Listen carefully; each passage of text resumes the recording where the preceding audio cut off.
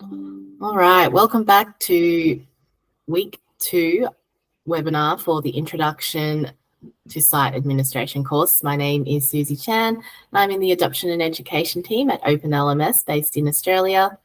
Last week, we focused on site administration settings, including users and courses. And just to point out, if you missed last week's webinar, the recording is saved here in webinar recordings playlist. This week, we will focus on 2 topics, adding functionality through appearance using themes and blocks, and activities and resources. All right, jumping into our demo site. The site theme controls the look and feel of your site. In site administration and appearance settings, this is where you'll see what themes are available on your site under themes. Theme selector is where you can go to select your theme. This site is using Boost, and you can see what other themes are available. So there's also Classic, Fordson, Lambda, and Snap. You can also set a different theme for a desktop versus a mobile device. Historically, this was really important to get the best experience on a mobile device. However, these days, all the themes are now built to be responsive across all the devices. So it's not an issue anymore, and that is why we've just got the one theme selected here. If I want to edit a theme, the theme the site is using, we just click on the name of the theme, which is Boost in this instance. This will allow me to add theme presets, background images and logos, and in advanced settings, there is the option to add CSS. CSS can be great for tailoring the look and feel of your site, although it can also require a lot of maintenance, especially when it comes time to upgrade and ensuring all the CSS changes carry across and still look right. This is best managed by someone with in-depth CSS knowledge, but if you do need assistance, our professional services team can do a brand match service if you don't have any CSS expertise available in-house. So I'm going to the site home next. I'm going to take a look at blocks. Blocks are a great way to edit the appearance and functionality of a site. You can add blocks that appear just on a course or just on the dashboard, or they can show up on every page across the site. Common ways of using blocks are through adding images, text, and links. For example, you can advertise sponsors and an upcoming events throughout the site, or a completion block can be added so students can see their activities and course progress. On this site home, the blocks we are using are calendar, configurable reports, and course categories. So let's add a new block by going to the cog up the top to turn editing on. And then the Add a Block button appears here on the left. So we'll click that. You can see there are many different blocks available. I'm going to show you the HTML block on this occasion. So then that appears at the bottom here. We'll click on the cog and select Configure to edit the block. With this HTML block, I'm going to add content promoting our APAC, Adoption and Education webinars and training. So I'm just going to put the text there. We'll copy it over a link. So I'll add a hyperlink, add it there. Now this is an external site, so I'm going to select open in a new window, create that link. I'm also going to add an image of myself. Just copy that from here. Copy that. So here we've got some other settings. So we can select where it appears. We can have it display on every site in this example. Default weight controls the order the block appears. So I'll just save that. I'm just going to jump into one of the courses here on the left, English 101 Writing. And you can see there the block appears, the one that we've just created. So definitely have a look at the lesson in the course content this week, which goes into more of the most popular blocks and how they can be used. Okay, let's now look at activities and resources, which is where a lot of the course content creation is done. So we've already got editing turned on up here. So we just look for and add an activity or resource link here. So it appears in each section of content. So if we want it to appear here, we click on that.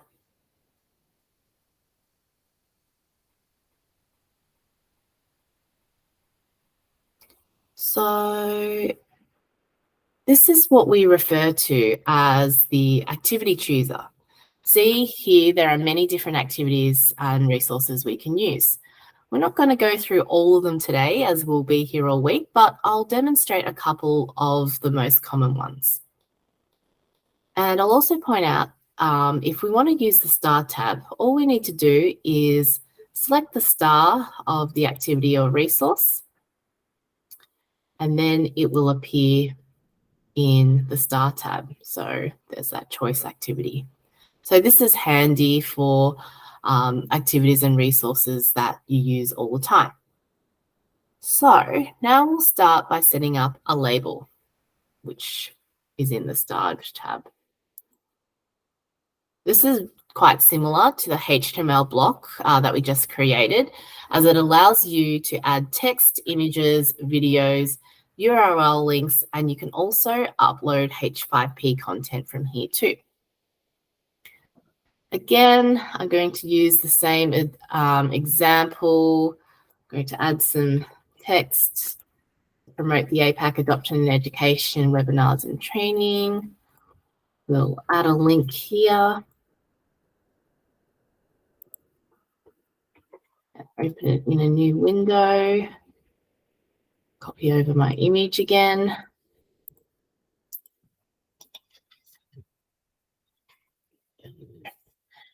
So once we've added all the content, there's also a bunch of settings here, and these are quite similar across all activities and resources.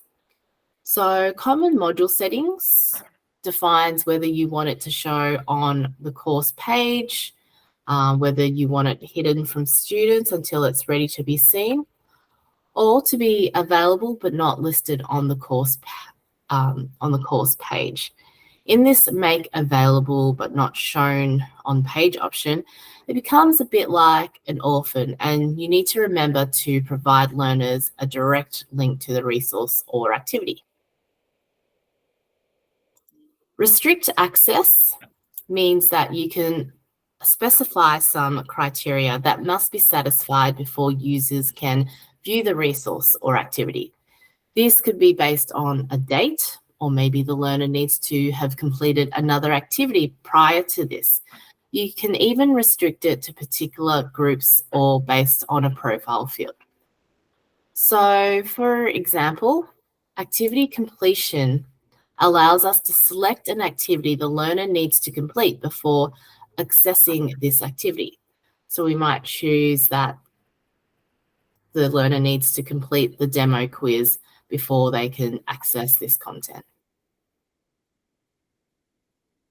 Now under activity completion, this is what tells Moodle a student has done what they need to do for it to be considered complete. For a label, we can give learners the option to mark the resource or activity complete, or tell Moodle it should be complete on a particular date. With other resources and activities, you'll find some additional options like students being required to view it or receive a grade, which I'll demonstrate in the next activity we create shortly. There is also the option to add tags, which can be a really great way to link bits of content together, not just in the course, but across an entire site. Lastly, you can specify what happens with competencies. If the resource or activity links to a course competency, whether it provides evidence towards the competency or maybe it completes the competency. So we'll save that, and you can see that content has appeared in the course there. So that's a label. Now, the next activity we'll look at is a bit more complex, which is the quiz. Again, we're in our course, editing is still turned on. We click add an activity or resource again, and we can select quiz, which is in the Start tab.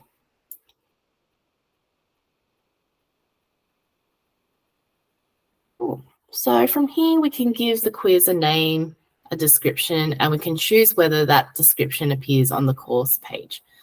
So I'm just going to call it demo quiz. And the timing. This is where we can specify when the quiz will open and close. And there's also the option to set a time limit for the quiz. If you set a date or time expiry, you can tell Moodle what to do when their time expires, depending on how strict you want to be. So the first option will be automatically submit their answers, even if they have not finished. The second option will allow them to submit after the time limit, but they cannot answer more questions. And the third option will not submit answers if the quiz is not submitted before the time limit. In the grade section, we can specify if this activity should sit within a particular grade category. This will make more sense when we have a look at grade categories in more detail next week. We can set a minimum grade to pass. We'll just make that 10. We can also set how many attempts are allowed. If there are more than one or unlimited attempts, we can decide if we want the highest grade to be counted, the average grade, or the first or last attempt. Layout is where we can decide how many questions to display on each page. This can be really important if you have a lot of questions with a lot of text and images, as it can make the page load really slowly. This can be a challenge and frustration for learners if they're doing a timed exam. A good rule of thumb is no more than 3 to 5 questions on the page. In navigation method, you can also specify whether you want learners to be able to switch between questions or whether they have to do them sequentially.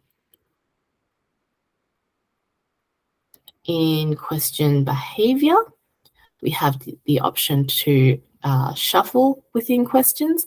This is only applicable to question types such as multiple choice, and you can shuffle the potential answers for those questions.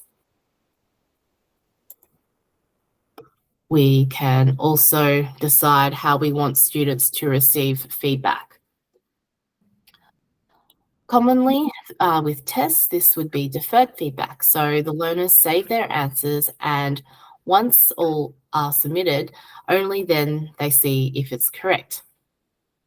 Another common one is interactive with multiple tries, where if a learner gets the question wrong, they get feedback straight away, but can attempt the question again. CBM stands for certainty-based marking, which gives the learners the option to indicate how confident they are that the answer they have given is correct before submitting. Each attempt builds on the last option means that if there are multiple attempts allowed, the quiz will retain the answers from the previous attempt and allow the learner to update them. The review options controls what the student can see at any point in the quiz process, whether it's during the attempt, immediately after, or later while the quiz is still open, and then once the quiz has closed. Depending on what question behavior you set, for example, deferred will depend on whether you can change the options under the during heading.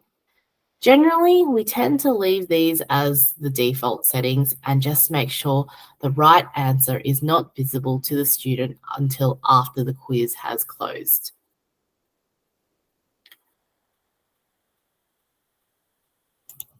Appearance controls whether or not you want learners to see their profile picture in the quiz. This just helps confirm, yes, I am doing the quiz as me and not someone else who might have logged into the computer earlier. You can also set how many decimal places there should be in grades, in particular question grades. For example, a question could be worth 10 points and have 3 answers, and if they only get one of the answers correct, they will be awarded 3.33 points. You can also choose to display whether or not to display blocks during a quiz. Depending on what information the block is displaying, it could be distracting for the student, so you can hide the blocks. The Safe Exam browser, we don't really go into too much, but it essentially allows teachers to use Moodle to conduct exams and can prevent users from being able to Google the answers. You can also add extra restrictions to the quiz, like require a password to be used or restrict it to an IP address. For example, if you want everyone to be on campus for the quiz, you might restrict it to the campus IP address. You can specify if there should be a wait time between first and second or even subsequent attempts of the quiz. Browser security can also be set, and you can allow or not allow an offline attempt via mobile. Overall feedback allows you to put some generalized feedback based on a particular grade for the quiz. So perhaps you received, for those who received 80 to 100%, you might say, great job. And then for those who got between 60 to 80%, it might be good work, but could use some improvement, or maybe refer back to relevant parts of the course content. Then, like we saw with the label, we have the common module settings, restrict access, activity completion, and tags and competencies. Just to highlight with activity completion, because this is an activity that can be graded, we have the option to mark this activity as complete once a student completes it and receives a passing grade.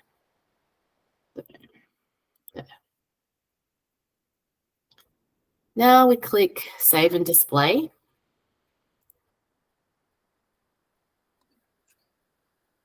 And we're taken to this pretty blank looking page. We then go to Edit Quiz, and this is where we can begin to add questions.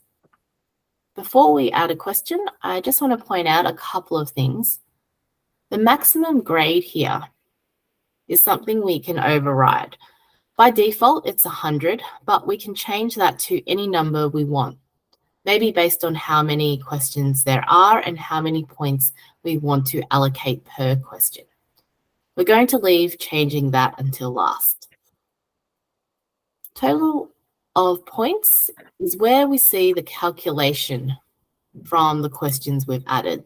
So if we added one question and it's worth 5 marks, that's clearly under the maximum grade we've currently set. So we'd either need to change the marks allocated to the question or change the maximum grade.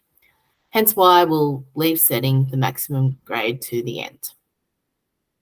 The shuffle option just means that anytime a learner goes to the quiz, the questions will shuffle and display in a different order. Now, to add a question, we select add and we get a few different options. We can either add a new question or we can add one from a question bank and we can add a random question. If we add one from the question bank, we choose which question bank to add it from, whether it's a course level, category, or system level. Keep in mind, though, that if you draw a question from another category or the system level, if someone goes and edits the question, that change will flow through to your instance of the quiz question here.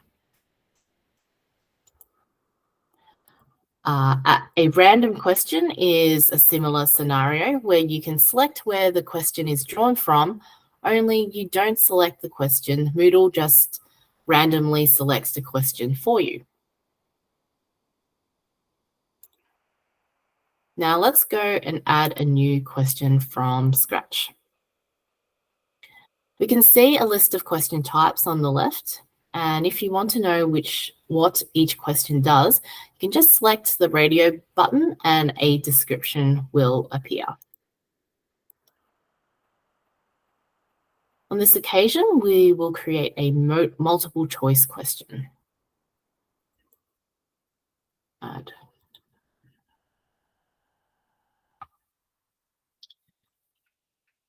So firstly, we just need to specify which category or question bank the question will live in. Will it be specific to this quiz, to the course, a category, or the whole system?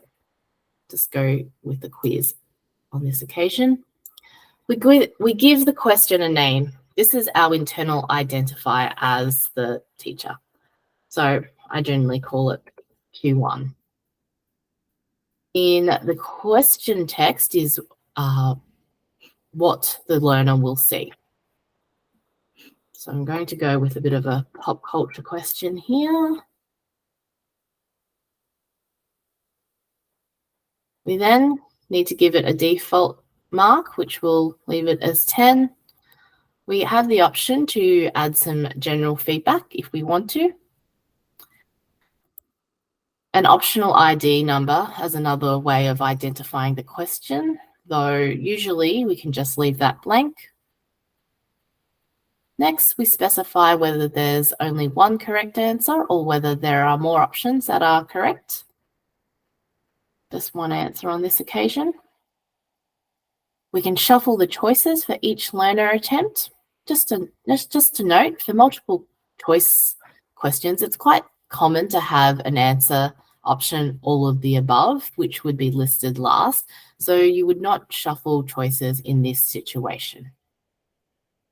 We can number or letter the choices or go with no numbering. And we could also choose or not to choose show standard instructions such as select the correct answer. Then we move on to adding the answers. So first answer, hours. So to make that correct, we just select the grade, which is 100%.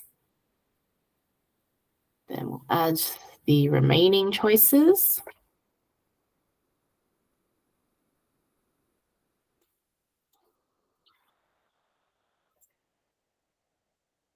So now, interestingly, with this, we can't assign a 0%. We can leave it blank, so effectively it is 0 as no points are awarded, or we can deduct a percentage for an incorrect answer. Up here. But we'll leave it blank on this occasion. If you have more than 5 choices, you can click blanks for 3 more choices, and you can keep adding more if you need to. In combined feedback, if we didn't want to put in specific feedback for each choice, we could just leave it with the defaults or have something generic in here. Multiple tries isn't always applicable, only when something like adaptive is used. You can add a penalty or loss of marks for each incorrect answer the learner submits, but there is also the option to add hints here. And lastly, tags can also be added to quizzes. Once we're done there, we save changes. And we're now back on the questions page. And we can see the question we've just created here. And now you can see the total marks and maximum grade don't match because I've only added one question worth 10 marks. So now I can confidently go and change that maximum grade to 10.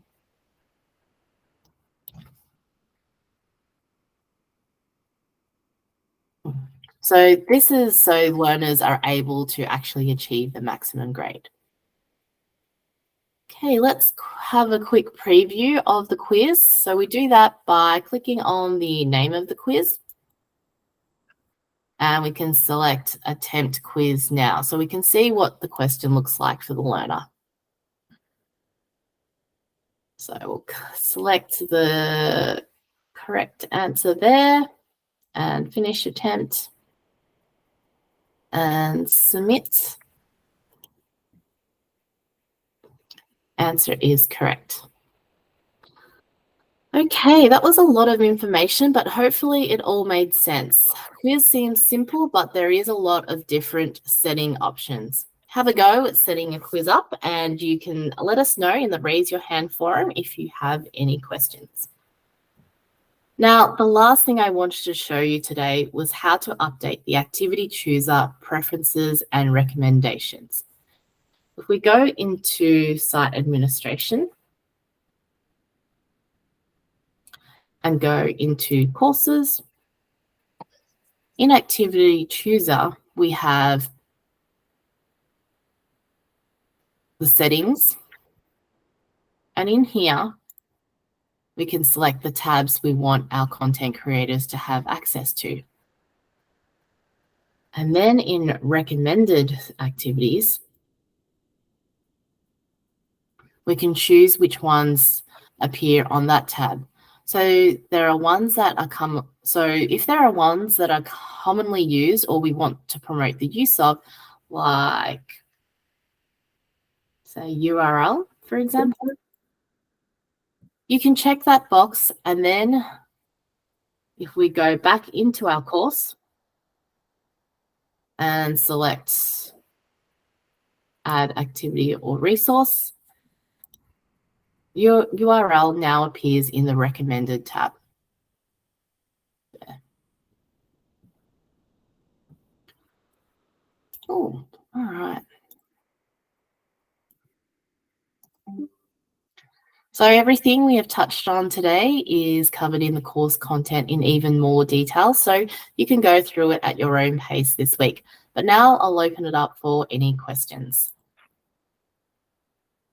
No questions really. Thanks, Susie. No, actually one. You know how you change the maximum marks, the other few steps back? Yeah. Was that for the total number of quiz questions or just for that quiz question? Well, I only created just one question, but so say, for example, if I keep adding questions, so then it would change to 20, then I would just update it accordingly. Yeah. Right. Yeah. No, that's great. Thank you. Is that something that you currently use or will look at or a quiz? We have had the quizzes. I think they've been part of the content. So I'm not sure how it's been driven in the past, but yeah, we do have quiz questions as we go through. So yeah, I mean, these webinars are great. You really need to go and apply the information as per, and then vice versa again. Yeah. So, well, but that was definitely. good. Yeah. Oh, good. Well, yeah, there's also everything that I went through is also included in the content, the quiz. So you can go back and but I think the best way always learning is just, set up a test quiz and have a play and yeah. Yeah, I agree. Yeah, no, that's great. Well, thank you for your time again. No worries, all good. Well, if there's no other questions, I'll wrap it up there. Yeah, thanks for joining today's webinar. Next week is our final week in the course, and we'll take a look at the gradebook as well as some reporting options that can help track student progress. And as always, just a reminder, if there's any questions throughout the week, please feel free to post in the Raise Your Hand forum. Have a great week. Thanks. Same to you, Susie. Okay. Thank you. Bye now. Bye.